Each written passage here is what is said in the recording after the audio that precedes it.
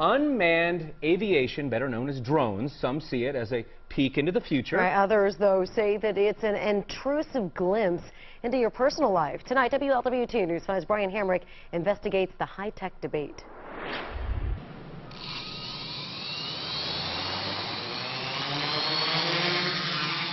They provide stunning views, some never seen, but the one most dramatic, it's almost sci-fi-like, isn't it?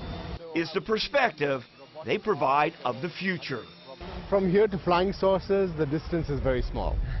University of Cincinnati professor Dr. Kelly Cohen has a bird's eye view of the changing landscape surrounding the use of drones. And now we are embarking on a whole new era of flight, which is unmanned aviation. So this is really looking at the future here. Yes, these are the basic designs that herald a new age. It's an age that has the potential to change life as much as the smartphone has. Drones are known for their military use, but inexpensive consumer models with cameras called unmanned aerial vehicles are making them more popular in recreation, agriculture, even roofing inspection. And with these, even the sky isn't the limit. And as soon as you realize what's possible, there'll be 5 other people that can realize, hey, I could do something else with this.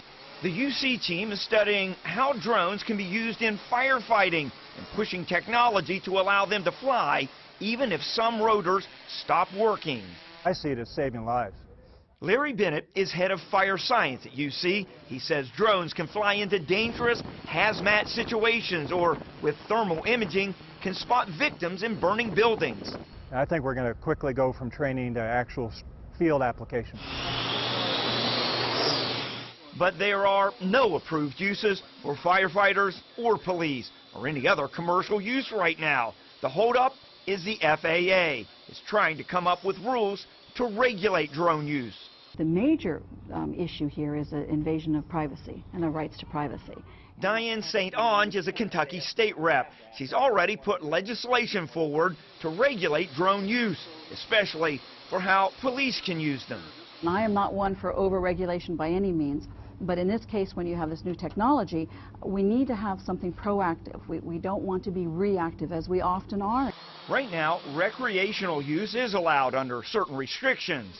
Many radio control club organizations have a long relationship with the FAA and established rules. Some of those could be basis for the new standards. At some point, we have to solve the problem and introduce drone technology into the general aviation airspace, into the commercial market space. Mark Feist is with the Greater Cincinnati Radio Control Club. It's coming. It's going to be here. The sooner it's figured out, the better. While outer space is the final frontier, exploring the space closer to home is about to reach the outer limits. As Brian Hamrick reporting for us tonight, FAA officials have said that they hope to issue regulations for the use of these small drones a little later this year.